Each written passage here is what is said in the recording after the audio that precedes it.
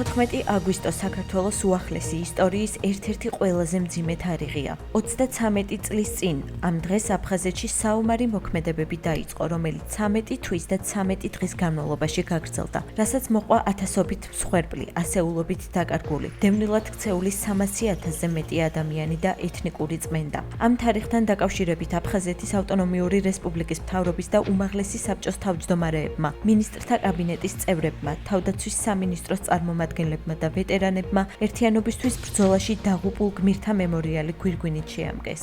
14 აგვისტო საქართველოს უახლეს ისტორიაში უმძიმესი და ტრაგიკული დღე არის. მე მინდა პატივი მივაგო ჩვენს გმირებს, თავდადებულ მებრძოლებს, ყველა იმ ადამიანს, ვინც ჩვენი ქვეყნის გამო, ჩვენი საქართველოს გამო და ჩვენი მომავლის გამო თავი გაწირეს, მიუძღვნეს ყველაზე ძვირფასი სიცოცხლე ჩვენს ქვეყანას და მე დარწმუნებული ვარ, რომ ჩვენი მთავრობის პრაგმატული, თანმიმდევრული, სამშვიდობო პოლიტიკით ჩვენ აუცილებლად შევძლებთ ერთიან საქართველოში ცხოვრებას აფხაზდებთან და ძმებთან ერთად.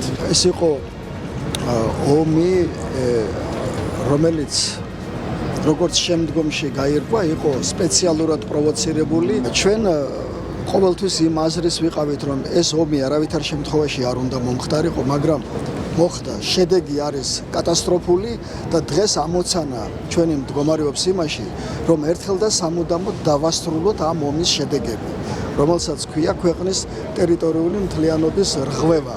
ეს უნდა დასრულდეს, ქვეყანა უნდა გამთლიანდეს, უნდა შევრიგდეს. 33 წელიწადია ჩვენ ტრადიციულად გროვდებით ყოველთვის ყველა მეომრების, შობლების, დები, ჩვენი ძმები და პატივს ვივაგებთ ჩვენს მეომარ ბიჭებს.